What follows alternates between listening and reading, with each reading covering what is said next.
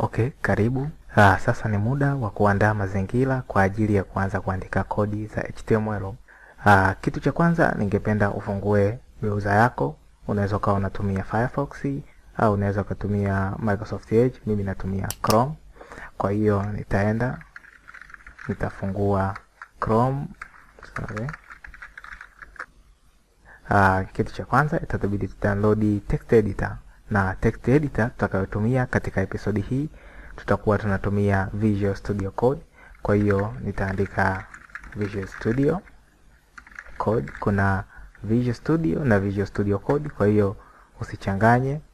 Tutaingia hapa na vile vile linki ya kuja hapa nitaiacha katika description, ili kama unataka kuja kudownload basi utabonyeza linki, utakuja direct hapa na kudownload text editor. Kwa hiyo kama tunavyoona hapa kuna distribution 3, kuna kwa ajili ya Windows, kuna kwa ajili ya Linux na macOS. Kwa hiyo utachagua unaitaka. Mimi nitachagua Windows, kwa hiyo nitabonyeza hapa. Okay, tunaona imeanza kuingia. Kwa hiyo kama nikiangalia katika downloads huku tunaona ndio hii hapa. Kwa hiyo nitapause mpaka ikiingia, alafu nitaendelea. Okay, tayari download imemalizika, na kama nikienda katika downloads folder nitakutana na setup kama hii. Kwa hiyo nita double click alafu nitarani, lakini mimi nimesha install Visual Studio katika kompyuta yangu. Kwa hiyo wewe utaendelea kufuata procedure, sio ngumu, ni kubonyeza next tu sana, alafu kuinstall ili ikae katika kompyuta yako. Kwa hiyo ikishaka katika kompyuta yako utairani. Mimi na desturi ya kubonyeza Windows, alafu naandika jina la application, mfano hii inaitwa Visual Studio Code, alafu na enter. Kwa hiyo Visual Studio itafunguka kama hivi na utakutana na landing page yao.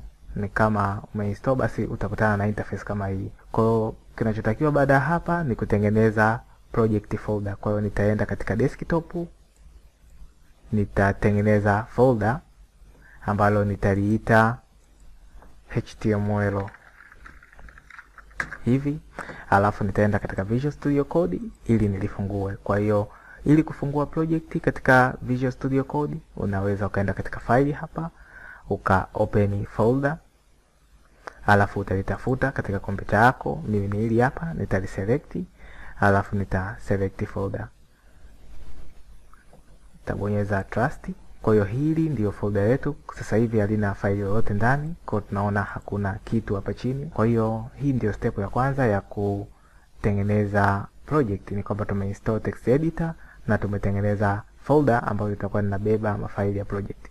Kwa hiyo kabla hatujaendelea, ningependa kupoint ya kwamba kuna baadhi ya extension ambazo tunabidi tuziinstall kabla hatujaendelea. Kwa hiyo kuinstall extension katika Visual Studio Code utaenda hapa chini katika extension, na extension ya kwanza tunataka kuinstall inaitwa Live Server. Kwa hiyo naandika hivi, sorry nimekosea spelling, inaitwa Live Server hivi. Kwa hiyo hii hapa ina icon hii, kwa hiyo nitaiclick, nitainstall. Ya pili ambayo tunataka kuinstall inaitwa Prettier. Hii ni kwa sababu ya kufanya kodi ziwe vizuri. Sorry nimeandika pretty, ni Prettier. Kwa hiyo ni hii hapa ya kwanza, nitainstall hapa. Alafu ya tatu ni theme. Napenda kutumia theme inaitwa Ayu Mirage. Mwalimu wangu naye alikuwa anatumia hii, kwa hiyo nimeadapt kutoka kwa mwalimu wangu. Kwa hiyo Ayu Mirage tutakayotumia sisi ni hii hapa ya mwanzo. Kwa hiyo tutainstall.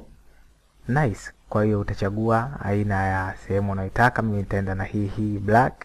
Kwa sasa hivi tunatumia Ayu Mirage ya black. Sasa baada ya hapo, tukienda hapa kufungua project yetu, tutatengeneza faili la kwanza. Unaweza ka close hii.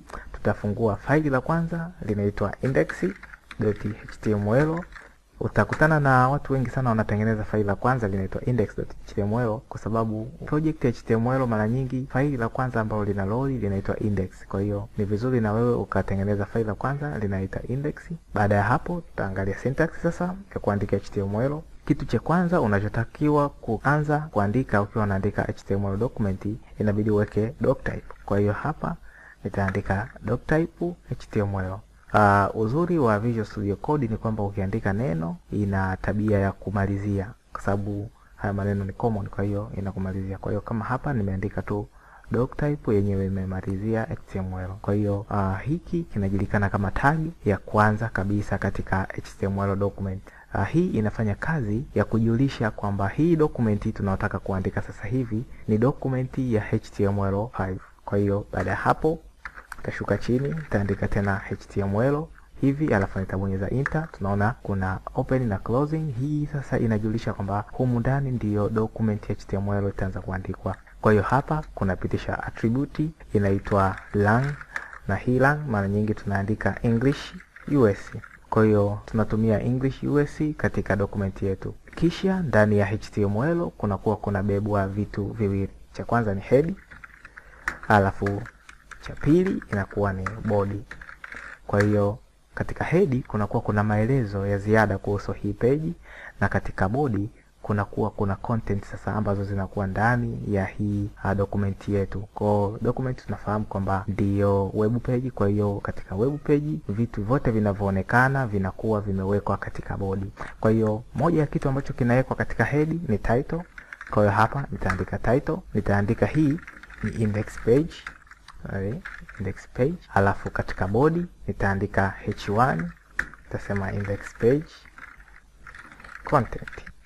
Nita save kwa kubonyeza Control S, alafu kuilani nita right click, nitashuka chini mpaka kwenye sehemu iliyoandikwa open with live server. Kwa hiyo ile extension ambayo tuliinstall ambayo inaitwa live server ndiyo inafanya kazi hapa. Kwa hiyo nita click hii, na kama unavyoona ni kwamba imefungua katika browser yenyewe. Kwa hiyo hapa ninaweza nikabonyeza window, alafu nikabonyeza direction ya left.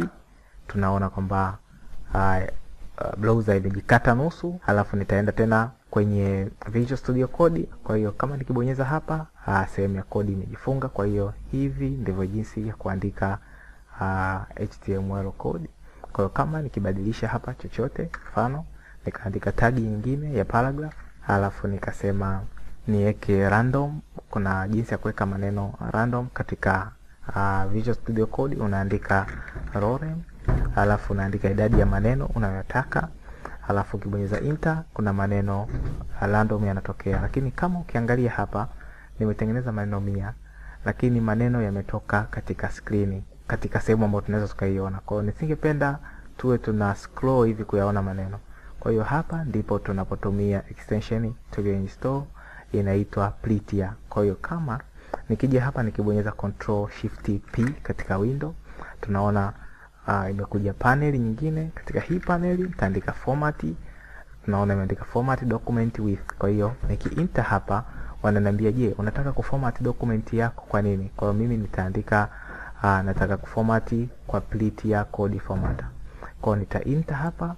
Tunaona sasa hivi maneno yamekaa vizuri tofauti na mwanzo, na scroll yake sio ndefu kama mwanzo. Kwa hiyo hii ndiyo kazi ya Prettier, ni kwamba inafanya maneno yako katika kodi yanakuwa mazuri. Kwa hiyo mfano nikionyesha hapa, nikisogeza hizi mbele, alafu na hapa nikasogeza hivi mbele, naona mpangilio sasa hivi sio mzuri. Lakini nikimweza Control Shift P alafu nika format with, tunaona sasa hivi mpangilio umekuwa mzuri tofauti na mwanzo. Kwa hiyo mara nyingi tunakuwa hatupendi kubonyeza Control Shift P kila mara. Kwa hiyo ndio maana tunataka kuconfigure ili iwe inajisave pale tunaposave, inajiformat kipindi tunaposave. Kwa hiyo ili iweze kujiformat yenyewe kipindi tunasave, itakubidi uende, nitaifungua yote, nitaenda kwenye file, baada hapo utaenda kwenye preferences, utaenda kwenye settings. Kwa hiyo ukifika hapa utaandika format hivi, utaona kwamba umepewa sehemu ya kuformat on save. Kwa hiyo uta click hapa format on save, alafu vile vile utachagua kwamba ijiformat file zima. Kwa hiyo uta click file hapa, alafu baada ya hapo utaandika default format. Kwa hiyo utaletewa hapa sehemu ya kuchagua default format. Kuna format aina nyingi, lakini wewe utachagua Prettier code formatter. Kwa hiyo baada ya hapo sasa hivi tunaona kwamba ukija ukiharibu syntax ya kawaida hivi, alafu ukibonyeza Control S inajisave yenyewe automatic. Kwa hiyo hii ndiyo jinsi ya kutumia Prettier, na hivi ndivyo jinsi ya kutengeneza HTML document. Kitu kimoja kabla sijamalizia, nataka nibadilishe hii theme ya Ayu Mirage kwa sababu naona kama haionekani vizuri kwa users. Kwa hiyo nitakuja hapa, uninstall hii Ayu Mirage, nitakuja kuinstall Ayu Mirage hii hapa. Kwa hiyo nitainstall hapa, nitasema Ayu Mirage power up, nitaiangalia huku. Nice. Kwa hiyo hii naona kidogo inaonekana vizuri tofauti na ile ya mwanzo. Japokuwa watu wana mapenzi, lakini muda mwingine inabidi uangalie na users wako wataona vipi. Kwa hiyo naona hii inaonekana vizuri kuliko ile ya mwanzo. Kwa hiyo hicho ndicho nilichotaka nikipoint kabla sijamaliza. Asante kuwa mpaka mwisho wa video. Tukutane katika episode inazofuata tukiwa tunaendelea kuongelea kuhusu HTML. Asante.